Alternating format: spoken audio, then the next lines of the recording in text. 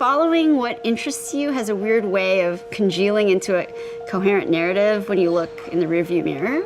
But if you're always sort of listening to what other people think you should be doing, then you're actually not giving yourself the opportunity to craft an original path.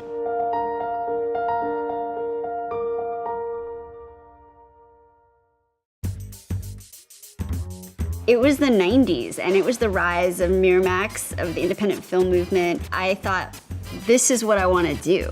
I ended up becoming an executive of Fox Searchlight, and I really became an expert in the indie film world and learned a ton about the entire sort of ecosystem, how movies are made and distributed.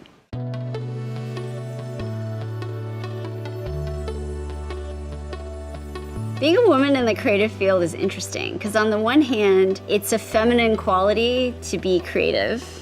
But on the other hand, if you look at the great creatives, whether they're painters or directors or cooks, they're men.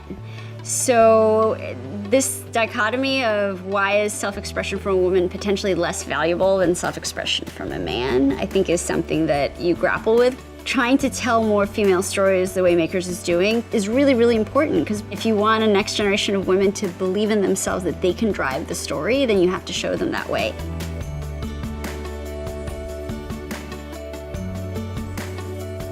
Advice I give to younger women who find themselves in a great opportunity to lead is to get comfortable with being uncomfortable and to know that that's a really familiar feeling. There's no reason to try and pretend that it's not there. But at the same time, a lot of it is believing in yourself and knowing that the growth comes from being in this uncertainty.